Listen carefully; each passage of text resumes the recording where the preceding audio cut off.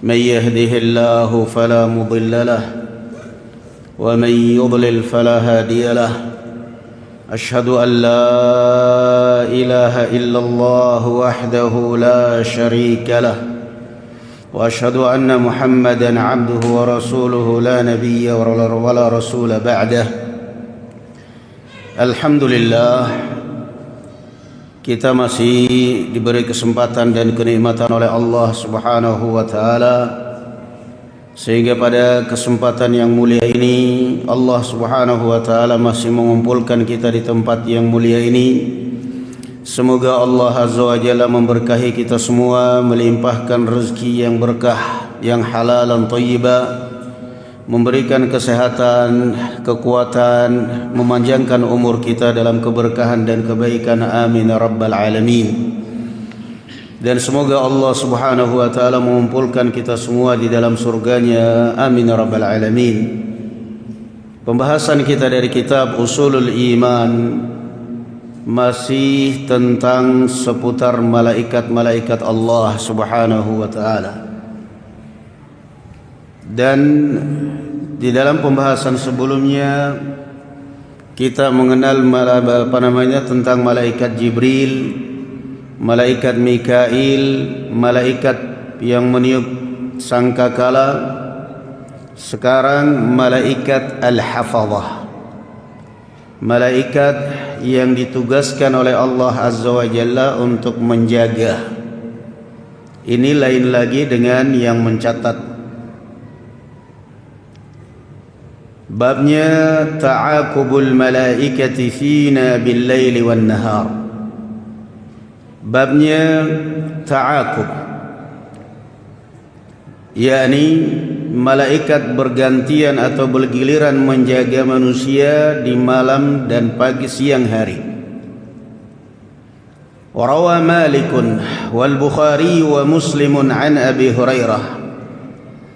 Diriwayatkan oleh Imam Malik, Al-Bukhari dan Muslim dari hadis Abu Hurairah, anna Rasulullah sallallahu alaihi wasallam qala, bahwasanya Rasulullah sallallahu alaihi wa ala alihi wasallam bersabda, yata'aqabuna fikum malaikatun bil laili wa malaikatun bin nahar. Yata'aqabuna ini kalau orang belajar bahasa Arab biasanya dicontohkan dalam logat akalunil baraghis. Logat akalunil baraghis, karena secara hukum bahasa Arab, asal hukum bahasa Arab, fa'ilnya walaupun jamak tetap fi'il tidak terpengaruh, tetap mufrad. Namun di sini fa'ilnya jamak, fi'ilnya ikut terbawah. Yata'aqabuna secara asli atau asal susunan bahasa yata'aqabu fikum malaikatun, tetapi dengan wawu jamaah yata'aqabun. Dan seringnya kalau orang belajar bahasa Arab dicontohkan dalam lugat akalunil baraghis. Ada sebagian ahli nahwu yang mengi'rab wawunya fa'il, malaikah badal dari wawu. Yata'aqabuna fikum malaikatun, bergantian menjaga kalian para malaikat.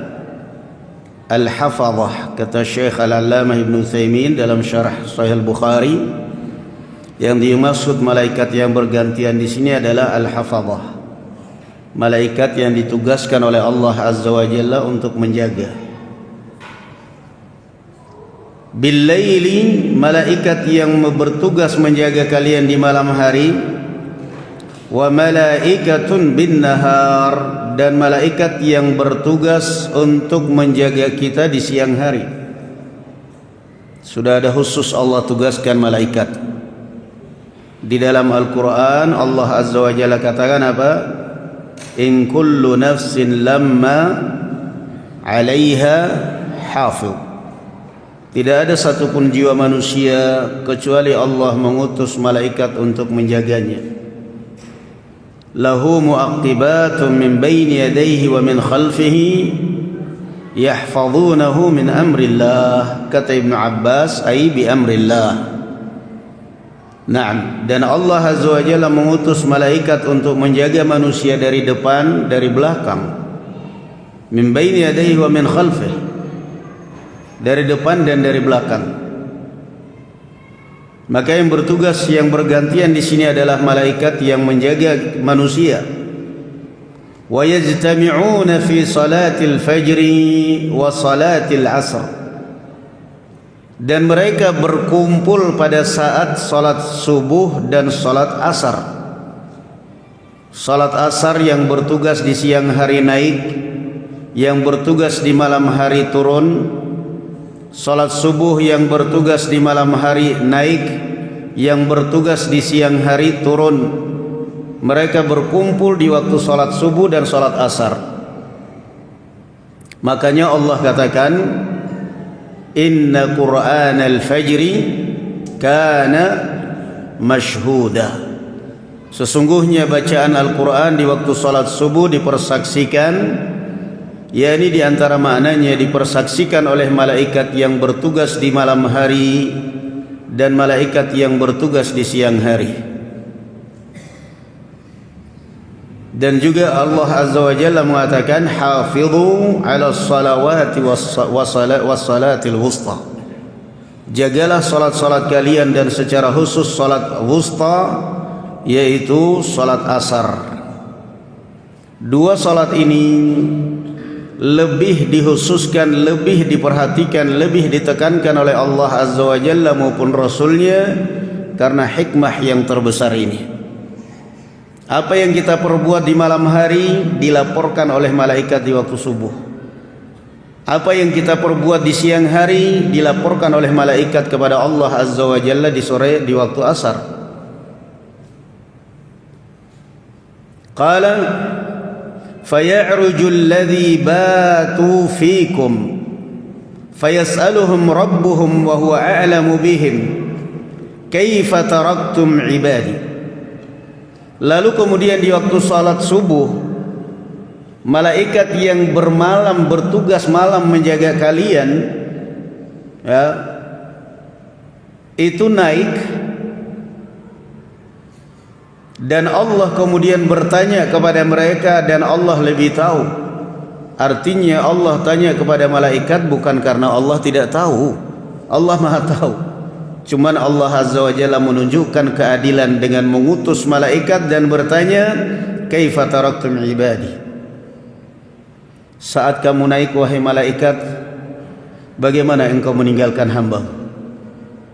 Satu persatu itu malaikat disidang oleh Allah Azza wa Jalla, ditanya, kamu menjaga fulan pada saat kamu naik bagaimana? Dan itu bukan hal yang berat bagi Allah Azza wa Jalla. Qala fayaqulun, lalu malaikat mengatakan, taraknahum wa hum yusallun wa atainahum wa hum yusallun. Malaikat menjawab, ya Allah, kami meninggalkan mereka sedang salat, dan kami datang mereka sedang salat. Kami datang mereka sedang salat subuh, kami naik mereka sedang salat asar. Kami datang mereka sedang salat asar, kami naik mereka sedang salat subuh. Betapa indahnya ketika kita dilaporkan oleh Allah Azza wa Jalla dengan amalan seperti ini. Apa enggak ngeri ketika dilaporkan kepada Allah, saya datang sedang mabuk, saya naik belum waras ya Allah, masih tidur di pinggir jalan. Kenapa tidur di pinggir jalan? Semalam minum siuk, narkoba, pesta. Astaghfirullahaladzim. Wa rabbuka al-ghafuru dzur rahmah. Law yu'akhidhuhum bima kasabu la'ajjala lahumul 'adzab. Dan Allah Azza wa Jalla sudah menetapkan pada dirinya bahwa Allah Maha Pengampun, Maha Penyayang. Kalau seandainya Allah menyegerakan setiap kita berbuat dosa dan maksiat, Allah segerakan azab habis manusia ini.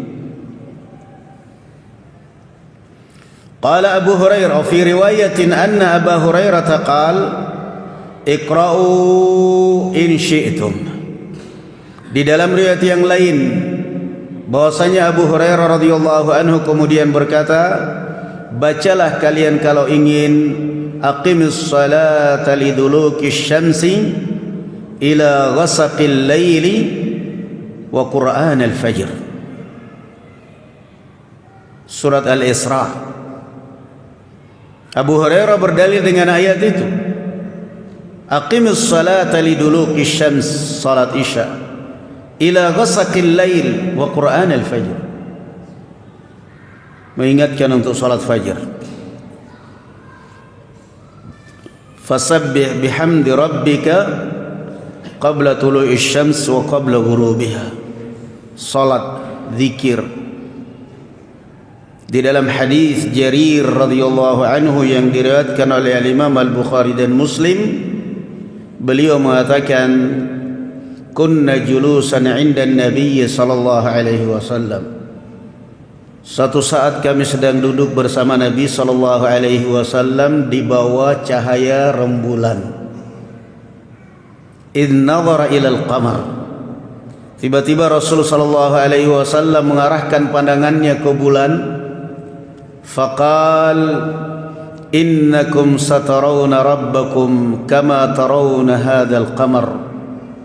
La tudammuna fi ru'yah. Apa yang dilakukan oleh hambaku pada saat kamu naik, wahai malaikat penjaga? Malaikat penjaga mengatakan, atainahum wa hum yusallun wa taraknahum wa hum yusallun. Betapa indahnya ketika kita dilaporkan kepada Allah Azza wa Jal dalam keadaan kita sedang salat, dalam keadaan barakallahu fikum kita sedang ibadah. Aqimis salata liduluki syamsi ila ghasaqil laili wa qur'an al-fajr. Ini malaikat al-hafazah, malaikat penjaga yang menjaga manusia, yang diperintah oleh Allah Azza wa Jalla untuk menjaga manusia. Makanya di dalam zikir pagi dan sore, Rasulullah sallallahu alaihi wasallam selalu berdoa kepada Allah, Allahumma ihfazni min baini yadayya wa min khalfi wa an yamini wa an shimali wa min fawqi wa a'udzu bi 'azmatika an uqtala min tahti. Zikir pagi dan sore itu. Jagalah aku dari depan, kirimkan malaikat untuk menjagaku ya Allah. Wa min khalfi, dari belakangku, wa an yamini, dari kananku, wa an shimali, dari kiriku, wa min fawqi, dari atasku, wa a'udzu bi 'azmatika an uqtala min tahti. Dan lindungi aku ya Allah, dan aku berlindung dengan keagunganmu dari azab yang datang dari bawah, yakni gempa bumi atau yang sejenisnya.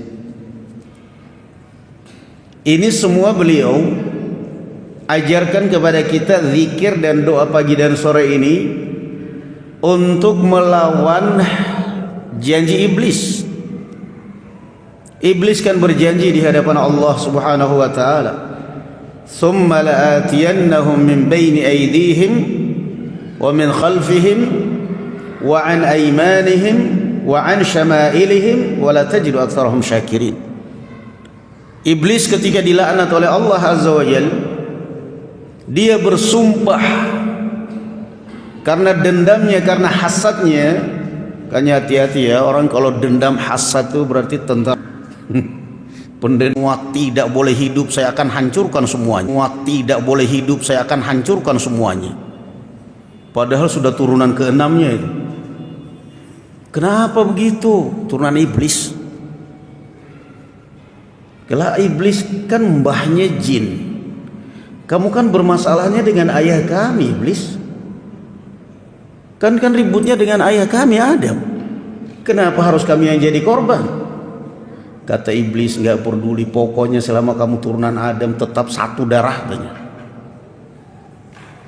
Sumpah di hadapan Allah, saya akan sesatkan manusia dari depan. Nggak berhasil dari depan, dari belakang saya hancurkan dia. Nggak berhasil dari belakang, dari kanan. Nggak berhasil dari kanan, dari kiri. Saya akan kepung manusia. Kata Ibnu Abbas radhiyallahu anhu, dan iblis tidak sanggup mengatakan wa min fawqihim, saya akan sesatkan manusia dari atas mereka. Enggak sanggup. Dia hanya mengatakan dari depan, dari belakang, dari kanan, dari kiri, dari atas, enggak bisa. Kenapa? Li'anna ar-rahmata tanzilu min fawqina. Kata Ibnu Abbas, karena rahmat Allah turun dari atas kita. Sekuat apapun iblis menyesatkan manusia, dia tidak bisa menghalangi orang dari rahmat Allah Subhanahu wa taala. Sekuat-kuatnya iblis menggoda Umar bin Khattab, tidak bisa menghalangi Umar dari hidayah. Sekuat-kuatnya iblis menggoda Khalid bin Walid, tidak bisa menghalangi dia dengan hidayah. Makanya iblis tidak mengatakan wa min fawqihim, dari atas mereka. Itu doa Rasul sallallahu alaihi wasallam. Yata'aqabuna fikum malaikatun bil-lail. Jadi mukmin itu hatinya tenang. Orang yang beriman itu hatinya tenang, enggak panikan. Kenapa? Malaikat sudah ada titipan dari Allah Azza wa Jalla, malaikat penjaga. Mukmin itu tidak gampang tersinggungan, tidak gampang baperan. Kenapa? Yang gampang tersinggungan, yang gampang baperan itu munafikun. Baca itu surat Al-Munafiqun. Yahsabuna kulla sayhatin alaihim humul aduwwu fahdharhum. Yahsabuna kulla sayhatin alaihim. Orang munafik itu karena takutnya mereka, karena hanya berpura-pura menampakkan kebaikan, setiap ada omongan, setiap ada ucapan, apapun mereka mengatakan, kayaknya saya itu yang dimaksud, kayaknya saya itu yang disinggung. Kadang-kadang juga begitu kita, Ustadz itu siapa sih yang manggat jaring, kayaknya nyinggung saya tuh Ustadz. Kalau anda tersinggung itu berarti dosa. Tobat, bukannya dendam. Yahsabuna kulla sayhatin alaihim. Mukmin itu tenang hidupnya. Kenapa? Allah sudah menitipkan malaikat menjaga kita. Kemudian ayat bab yang berikutnya, al-malaikatu tahuffu majalis al-ilm. Malaikat mengelilingi dan menaungi majelis-majelis ilmu. Sudah tadi malaikat penjaga, dan itu semuanya dijaga kita itu, dijaga itu. Naam. Ada lagi malaikat yang tugaskan oleh Allah Azza wa Jalla keliling mencari majelis ilmu, majelis zikir, majelis Quran. Sampai ketika mendapatkan majelis ilmu, tanadau, mereka saling memanggil, halummu ila bughiyatikum. Ayo kemari kalian duduk di sini, ini yang kita cari. Ada malaikat yang ditugaskan oleh Allah Subhanahu wa taala seperti itu, yang tidak kita lihat, yang mereka sudah ada tugasnya masing-masing. Ada malaikat yang khusus ditugaskan oleh Allah ke muka bumi, cuman doa doang. Ada malaikat yang diturunkan oleh Allah cuman doa, Allahumma ati munfiqan khalafa wa ati mumsikan talafa. Yang satu mendoakan, yang satu doanya, ya Allah, berikanlah orang yang berinfak dengan hartanya pengganti yang lebih baik, yang lebih banyak dari apa yang dia keluarkan. Yang satu lagi, ya Allah, berikanlah orang yang pelit dengan hartanya kerusakan dan kehancuran pada hartanya. Didoakan. Makanya orang yang biasanya mondokan anaknya terus susah bayar SPP, tambah susah hidupnya. Kenapa? Didoakan malaikat. Kasihan yang punya pondok. Didoakan malaikat. Allahumma ati mumsikan talafa. Sudah pondoknya bayarannya murah, masih nawar, sudah nawar bayar telapisan. Aduh, tega banget. Ntar doain malaikat loh. Ini loh, malaikat. Allahumma ati mumsikan khalafa, Allahumma ati munfiqan khalafa. Naam. Allahumma ati. Coba hadis Anas bin Malik, kan ada hadis Anas bin Malik. Anas bin Malik itu cerita dulu ada dua orang Ansar. Kana ahaduhuma yahtarif wal akhar yajlis inda Nabi. Dua bersaudara, yang satu bekerja, yang satu belajar. Fasyakal muhtarifu akhah, maka orang yang kerja ini mengeluh, mengadukan saudaranya kepada Rasulullah. Kenapa? Capek, saya kerja biayain dia. Kenapa? Dia nggak kerja, cuma duduk aja belajar pada Rasulullah. Akhirnya diadukan kepada Rasulullah, suruh kerja ya Rasulullah, jangan cuma belajar aja, saya capek biayain dia. Itu tugas-tugas malaikat sudah ada khusus, turun mendoakan orang yang berinfak dan mendoakan orang yang menahan hartanya. Makanya biasanya ada aja akhirnya musibah itu. Duitnya disayang-sayang dihitung-hitung, disayang-sayang dihitung-hitung, jangan sampai kena debu sedikit pun. Sampai mau beli korban aja eman-eman banget duitnya. Ngitung, tanggung 100 juta, tinggal 5 juta lagi, 100 juta, 10 juta lagi, 100 juta. Begitu datang 100 juta, masuk rumah sakit, habis duit 100 juta lebih biayanya. Kenapa? Malaikat mendoakan. Qala rawal Imam Ahmad wa Muslim, diriwayatkan oleh Imam Ahmad dan Imam Muslim, musnad Imam Ahmad di dalam musnadnya. Terkadang kita mendengar istilah dalam hadis itu musnad atau sunan. Sunan Abu Dawud, Sunan Tirmidzi, Sunanun Nasa'i, Sunan Ibnu Majah, musnad, musnad Imam Ahmad, musnad Ad-Darimi. Naam, bedanya kalau sunan itu artinya hadis yang disusun berdasarkan bab-bab fikih, berdasarkan sunan. Makanya kalau Sunan Nasa'i, Sunan Tirmidzi dan yang lain-lainnya mesti berdasarkan fikih, dimulai dari Kitabut Taharah, Kitabut Taharah, kemudian Kitabus Salat, terus. Kalau musnad itu berdasarkan sahabat hadis, dikumpulkan dalam satu bab, bab musnad Ibnu Abbas, bab hadis-hadis yang diriwayatkan oleh Ibnu Abbas, sehingga nantinya akan tercampur. Kita baca hadis pertama kita tentang bersuci, hadis kedua tentang Dajjal, hubungannya apa ini kok nggak connect? Ya fahami dulu cerita kaidahnya para ulama. Jadi semua hadis Ibnu Abbas dikumpulkan di situ, tanpa melihat isi atau kandungan dari hadis itu. Yang penting itu hadisnya Ibnu Abbas. Jadi kadang-kadang kalau kita lihat misal Imam Ahmad kitabnya musnad bukan sunan, karena dia beli seperti itu. Hadis Aisyah radhiyallahu anha dikumpulkan semua dalam satu bab Aisyah. Dan selanjutnya beliau mengatakan, majtama'a qaumun fi baitin min buyutillah yatluna kitaballahi wa yatadarasunahu bainahum.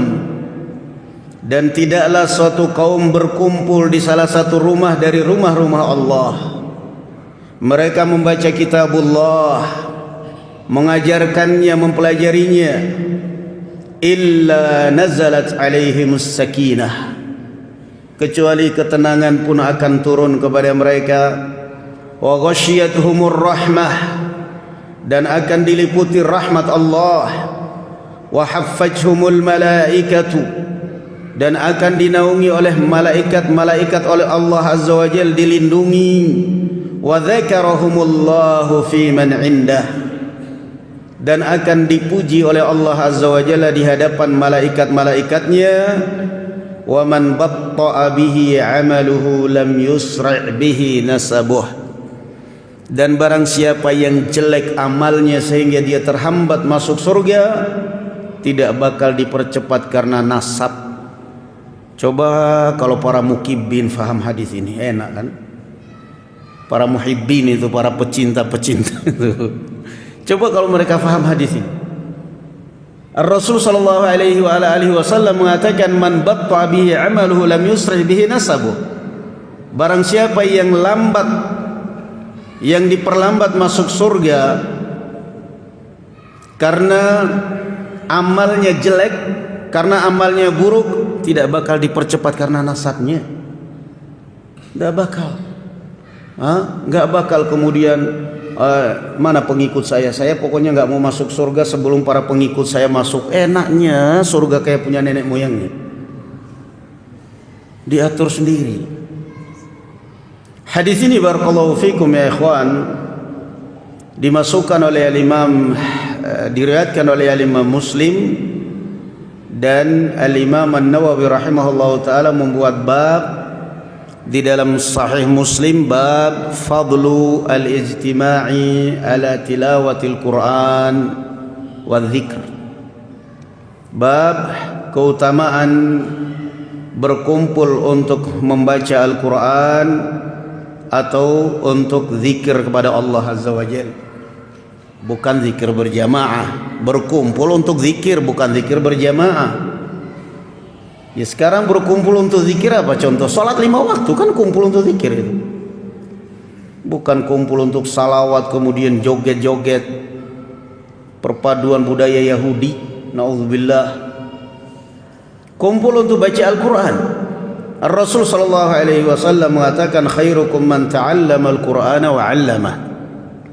Sebaik-baik kalian adalah orang yang mengajarkan Al-Qur'an, mengajar Al-Qur'an, mempelajari Al-Qur'an dan mengajarkannya. Dalam riwayat Bukhari hadis Utsman bin Affan, afdalukum, yang paling afdal. Duduk bermajelis mengajarkan Al-Qur'an, yang ini baca kemudian dibenarkan tajwidnya. Subhanallah. Itu di dalam Sahih Muslim. Di dalam Riyadhus Shalihin beliau masukkan hadis ini di dalam bab qada'i hawaijil muslimin, bab anjuran untuk membantu kaum muslimin. Karena di dalam hadis ini ada sebelumnya di mana Rasulullah sallallahu alaihi wasallam mengatakan, man naffasa 'an mu'minin kurbatan min kurabid dunya naffasallahu anhu kurbatan min kurabi yaumil qiyamah. Ini akhlak ya ikhwan, adab dan akhlak luar biasa. Barang siapa yang membantu membebaskan seorang muslim dari kesulitan yang dia alami di dunia, maka Allah akan membebaskan dia dari kesulitan kelak di hari kiamat. Adab yang pertama, bantu saudara kita kalau kita mampu. Masya Allah. Yang kedua, wa man yassara ala mu'sirin yassarallahu alaihi fid dunya wal akhirah. Dan barang siapa yang memudahkan orang yang sedang kesusahan bayar hutang, bukan alasan ya. Ada orang yang sebenarnya bisa bayar hutang cuman memang dasar watak. Setiap ditagih afwan qadarullah, utangnya duit, bayarnya afwan qadarullah. Ini dia memang benar-benar susah. Kita tahu dia susah ekonominya dan lain sebagainya. Ya sudah, yasar. Yasar itu tidak mesti kita gugurkan, tidak mesti kita halalkan, enggak. Ya sudah, ini sudah jatuh tempo, tapi karena saya lihat kamu ekonominya juga masih susah, enggak apa-apa, sebulan-bulan depan aja. Itu yasar ala mu'sirin. Enggak mesti kita halalkan. Bisa jadi kita tunda waktunya, kita beri senggang waktu untuk mencari lagi. Yassara ala mu'sirin. Intinya kata Rasul sallallahu alaihi wasallam, barang siapa yang mempermudah orang yang sedang kesusahan, maka Allah akan mempermudah urusannya di dunia dan di akhirat. Mohon maaf ya, makanya orang kadang-kadang kalau kerja di jasa kredit, jasa apa itu, kadang-kadang susah loh hidupnya. Orang lagi kesusahan motornya ditarik, orang lagi kesusahan malah didenda. Gimana gak susah hidup kalian? Semestinya orang lagi kesusahan itu dipermudah, bukan didenda, apalagi ditarik. Bahkan tidak jarang kadang-kadang kena azab orang seperti itu, di jalan digebukin sama warga. Coba perhatikan itu. Man yassara ala mu'sir. Ini alarm kita ya? Iya. Belum ya. Man yassara ala, camkan hadis ini ya ikhwan. Man yassara ala mu'sirin. Barang siapa yang memudahkan urusan orang yang sedang kesusahan. Kata Allah Azza wa Jalla dalam Al-Quran, fa in kana dzu usratin fanadhiratun ila maisarah wa an tasaddaqu khairul lakum. Dan jika saudara kamu yang pinjam, yang kamu pinjamin itu kemudian dia kesusahan untuk membayar ketika jatuh tempo, fanadhiratun ila maisarah, maka beri dia senggang waktu sampai dia ada kemudahan. Tolong saya dimaafkan, bulan ini saya belum bisa, mudah-mudahan bulan depan. Oh ya, nggak apa-apa, santai aja. Saya tidak ingin kamu mikirkan hutang. Saya nggak ingin kamu mikirkan hutang. Jangan sampai kamu sakit. Ini pokoknya anak istrimu tetap hidup tenang, bahagia, kamu kerja. Bulan depan mudah-mudahan Allah memberi kemudahan kamu untuk bayar. Itu kan peluang. Fanadhiratun ila maisarah. Kemudian Allah katakan wa antasaddaqu khairul lakum. Kalau kamu mau sedekahkan itu yang terbaik. Tapi bagaimana saya mau sedekah ya? Saya sendiri juga butuh sebenarnya. Belum bisa lah. Ya kalaupun kita belum bisa mengambil yang terbaik, paling tidak fanadhiratun ila maisarah. Bukan kita denda, bukan kita sita barang yang dia miliki, dia tambah susah. Man yassara ala mu'sirin, yakinlah Allah mengatakan yassara lahu fid dunya wal akhirah. Allah akan memudahkan urusannya di dunia dan di akhirat. Wa man satara musliman satarahu Allahu fid dunya wal akhirah. Itu poin yang kedua tadi. Poin yang ketiga dalam hadis ini, barang siapa yang menutupi aib saudaranya, maka Allah akan menutupi aib dia di dunia dan di akhirat. Masya Allah, ini adab yang ketiga. Jangan suka menceritakan aib. Apalagi mohon maaf, kadang-kadang ibu-ibu bertamu di rumah tetangga, bertamu di rumah saudara, bahkan kadang-kadang di video, ini tuh rumahnya kayak kapal pecah, pakaian berantakan, dapur berantakan, ini berantakan. Masya Allah, nggak nyangka rumahnya ukhti ini ternyata begini. Itu kan namanya membongkar aibnya orang. Kenapa orang bikin rumah bukan dikasih kaca, dikasih tembok untuk menutupi apa yang ada di dalam rumah? Ya, kadang-kadang juga bukan orang lain yang bongkar, kadang-kadang juga si perempuan diri yang bongkar, jadikan status. Makan cuma nasi sama lauk tempe, di foto status lagi miskin. Siapa yang peduli sama kamu? Kamu curhat di status. Rasulullah sallallahu alaihi wasallam mengatakan, man asabathu faqatun fa anzalaha bin nas lam yuqda hajatuh. Barang siapa yang hidup dalam kemiskinan, kekurangan, lalu dia jadikan curhat kepada orang, dia menjadikannya sebagai bahan curhat kepada orang, dia curhat ceritakan kepada orang, Allah tidak akan memenuhi kebutuhannya. Wa man anzalaha billah, namun kalau kamu curhat, kamu sampaikan kepada Allah masalah hidup kamu, fayushiku an yaqdiyallahu hajata, maka dalam waktu cepat Allah akan membantu dia untuk memaafkan, Allah akan mudahkan hajat dia. Nah, satara musliman, tutupi aib. Apa yang kamu lihat di rumah saudara kamu, apa yang kamu lihat di rumah dia, apa yang kamu lihat di mobil dia, apa tutupi. Man satara musliman satarahullah. Ini poin hadis yang kita baca ini. Sudah masuk Isya, jadi kita azan dulu.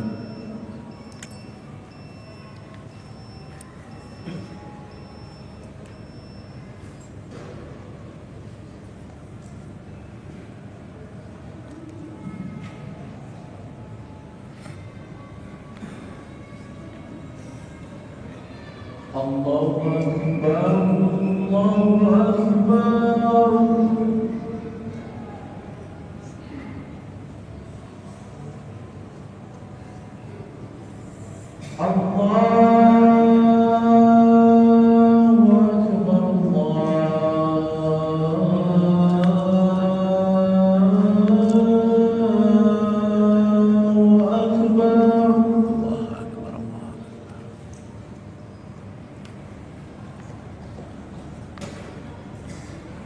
Asyhadu an la ilaha illallah.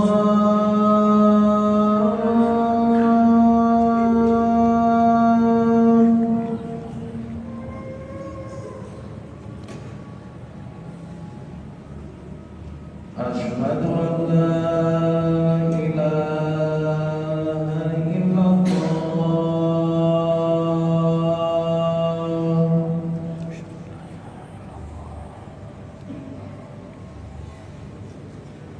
أشهد أن محمدا رسول الله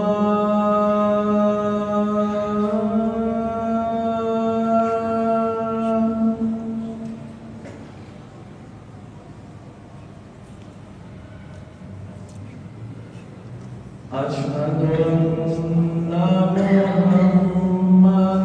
رسول الله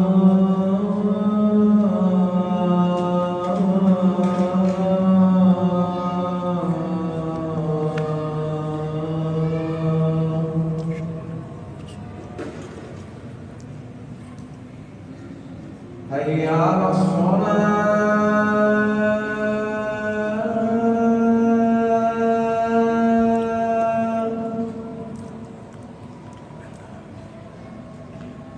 حي على الصلاة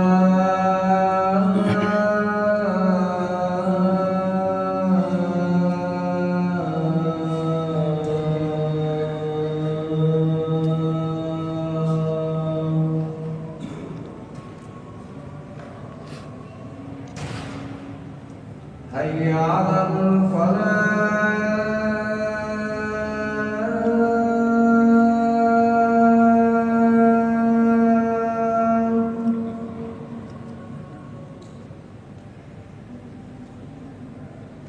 حي على الفلاح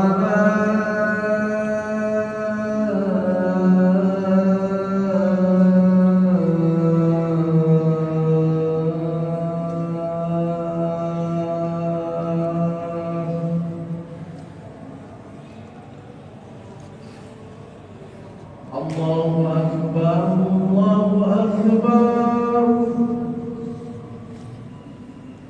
لا إله إلا الله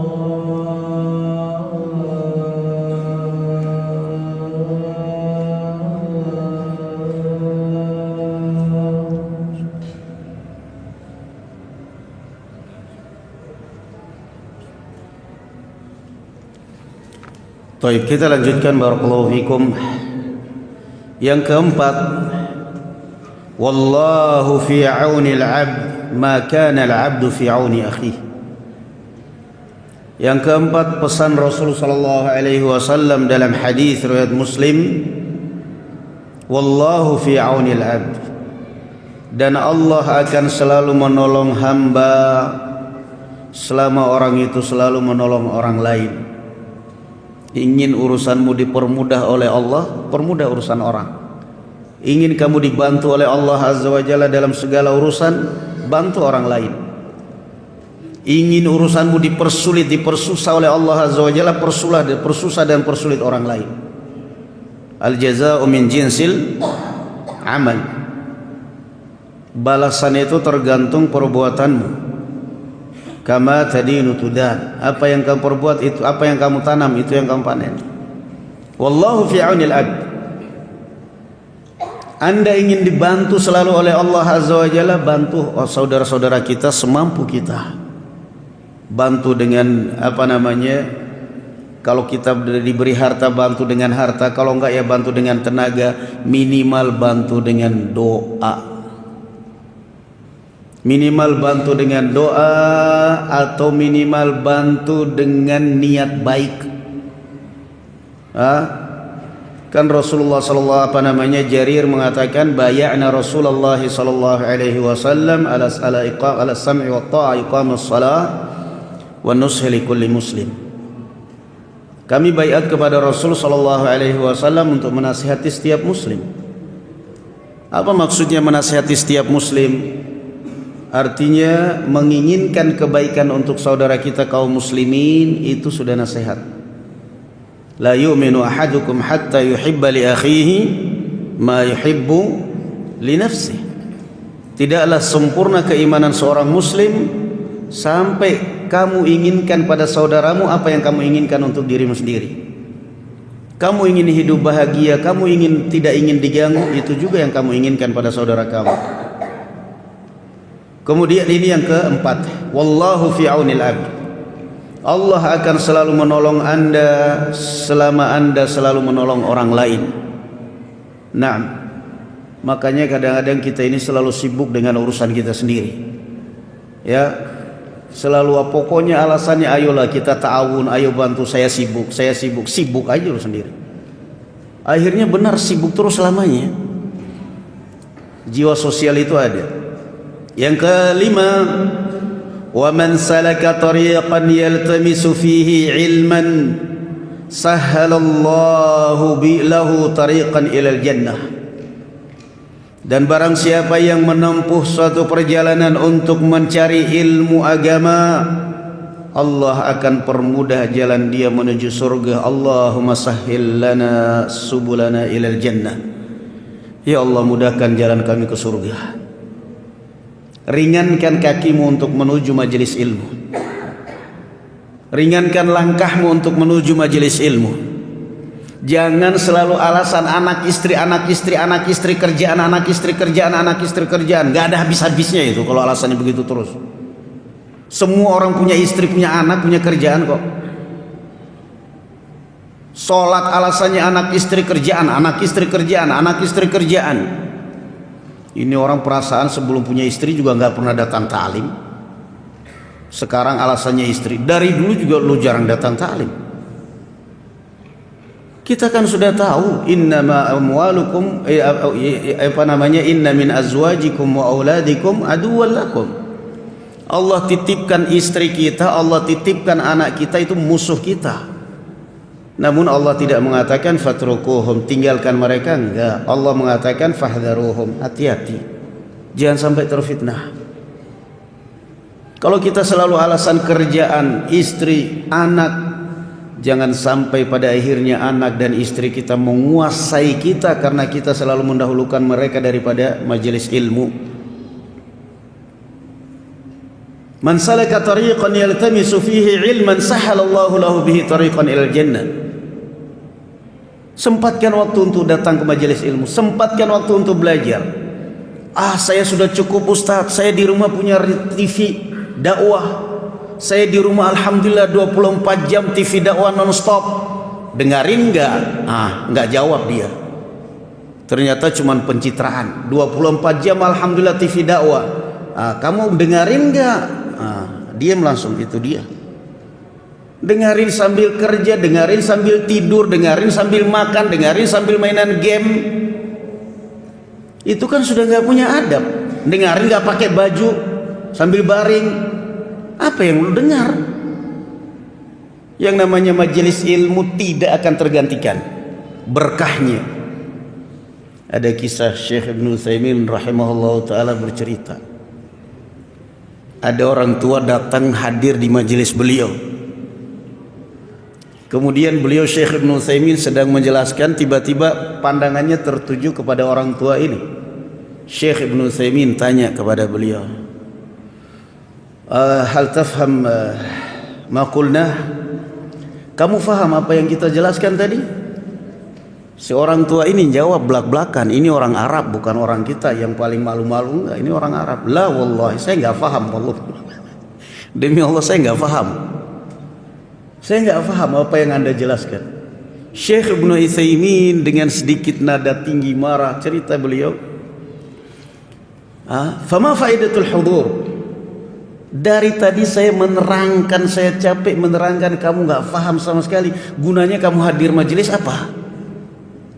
Kata si orang tua ini, lianna Rasulullah sallallahu alaihi wasallam yaqul humul qawmu la yashqa bihim jalisuhum. Seorang tua ini punya hadis luar biasa hafalan hadisnya. Terus kamu enggak paham gunanya apa kamu hadir di majelis? Kata orang ini, saya hadir di majelis walaupun enggak paham karena Rasulullah mengatakan mereka adalah kaum yang tidak akan pernah rugi orang yang duduk dengan mereka. Saya duduk di sini aja enggak rugi walaupun enggak paham ya Syekh. Itu Syekh langsung terpukul, itu diam. Beliau sedikit gemetar suaranya, meneteskan air mata. Apa kata Syekh Ibnu Utsaimin? Aradna an nu'allimahu fa'allamana. Saya ingin memberikan pelajaran kepada dia, ternyata justru dia ngajarin saya. Rendah hatinya para ulama. La yashqa bihim jalisu. Duduk di majelis saja sudah enggak rugi kita. Naam. Humul qaumu la yashqa bihim jalisu. Man salaka tariqan yaltamisu fihi ilman, maka jangan pernah TV dakwah membuat kamu malas hadir di majelis ilmu. Ntar kalau udah ustadz yang kelas nasional duduk paling depan, dengerin ilmu enggak, minta foto doang. Yang penting pokoknya kalau udah ustadz besar kelas nasional duduk paling depan biar potretnya terlihat nomor 1 di depan itu. Habis selesai ta'lim ustadz boleh minta foto ustadz. Ustadznya artis. Nah, oh boleh. Ustadznya artis. Hadirlah di majelis, niat lillahi ta'ala. Ilmu itu adalah yang rutin itu, barakallahu fikum ya ikhwan. Ilmu itu yang rutinitas. Man salaka tariqan yaltamisu fihi ilman. Sampai di sini awal hadis ini. Baru kemudian lanjutannya hadis yang kita baca tadi. Wa majtama'a qaumun fi baitin min buyutillah. Tidaklah suatu kaum mereka duduk di salah satu rumah dari rumah-rumah Allah, majelis ilmu paling berkah, masjid, rumah Allah. Yatluna kitab Allah. Mereka membaca kitab Allah. Wa yatadarasunahu bainahum. Jadi subhanallah ya ikhwan, antum kalau misal di sini ada majelis, ada berapa ikhwan, ayo kita duduk belajar tajwid Al-Qur'an. Setelah belajar tajwid, ayo kita baca terjemahan, ayo kita baca tafsir. Itu sudah luar biasa loh. Itu sudah luar biasa itu. Ada di sebagian masjid seperti itu. Setiap selesai sholat zuhur, baca satu ayat terjemahan, habis itu udah selesai gitu. Tapi itu kan bersambung terus itu. Ya tadarasunahu bainahum, kita belajar itu tafsir Al-Qur'an. Nah, kenapa ya ikhwan barakallahu fikum terkadang orang itu terlalu abai untuk mengajarkan tafsir? Karena seringnya orang menafsirkan Al-Qur'an itu hanya terpaku kepada teori. Berkata Ibnu Katsir, berkata Ibnu Abbas, berkata tidak kepada praktek. Tapi kalau dia akan terpaku kepada tafsir teori dan praktek, subhanallah, enggak akan pernah bosan mengajarkan tafsir Al-Qur'an. Karena itu adalah undang-undang kehidupan kita. Kemudian tidaklah suatu kaum duduk di salah satu rumah dari rumah-rumah Allah, membaca kitabullah, membaca Al-Qur'an, ada yang bimbing, membaca tafsirnya, membaca terjemahannya. Wa yatadarasunahu bainahum illa nazalat alaihimus sakinah. Ketenangan hati, ketenangan jiwa itu ada di majelis ilmu, ada di majelis zikir. Yang kedua, wa ghasyiyatuhumur rahmah. Rahmat Allah azza wa jalla turun meliputi mereka. Dan ini tidak ada yang tidak bakal dapat keutamaan seperti ini pada saat kita mendengarkan lewat TV, lewat live-nya enggak. Tetap aja berkahnya majelis ilmu itu. Wa haffathumul malaikatu wa dzakarahumullahu fi man indah. Dilindungi oleh malaikat, dijaga oleh malaikat. Dijaga oleh malaikat, dipuji oleh Allah azza wa jalla di hadapan malaikat-malaikatnya. Dan kemudian Rasulullah mengatakan, wa man batta'a bihi 'amaluhu lam yusri' bihi nasabuh. Dan barang siapa yang jelek amalnya, yang tertahan masuk surga, yang lambat masuk surga karena buruknya amal dia, lam yusra' bihi nasabuh, maka dia tidak akan mungkin dipercepat oleh nasabnya. Karena dia turunan Nabi sehingga cepat masuk surga, enggak ada seperti itu. Karena dia dekat dengan fulan, dengan habib, dengan kiai, dengan ustadz, enggak ada istilah seperti itu. Kalau masalah surga itu adalah nasab, yang pertama kali masuk surga Abu Lahab, pamannya Rasul langsung. Tetapi apa? Tabbat yada Abi Lahabin wa tab. Di dalam riwayat yang lain, wa fil musnad was sunan hadis, innal malaikata laqadu ajnihataha li talibil ilmi ridan bima yatlub. Di dalam hadis yang lain Rasulullah sallallahu alaihi wasallam, sesungguhnya malaikat membentangkan sayapnya kepada para penuntut ilmu karena ridhonya malaikat dengan apa yang mereka cari. Semua hadis ini barakallahu fikum ya ikhwan, keutamaan belajar ilmu agama, keutamaan menghadiri majelis ilmu, keutamaan berkumpul bermajelis. Di situ akan saling mengenal, akan saling mengetahui keadaan masing-masing, sehingga yang terpenting dari situ semuanya setelah itu adalah menjaga nikmat itu, menjaga nikmat. Karena ada juga orang yang malas, enggan untuk hadir ke majelis ilmu. Ada yang alasan macam-macam, ada lagi yang alasan lebih ngeri, saya malas hadir majelis ilmu. Kenapa? Isinya ghibah melulu. Nanti habis ta'lim ngobrolin urusan kamu apa? Kalau kamu mau hadir majelis setelah selesai pulang. Kalau memang kamu ada lihat orang ghibah, kenapa kamu dengarkan? Itu kan suatu keangkuhan dan kesombongan.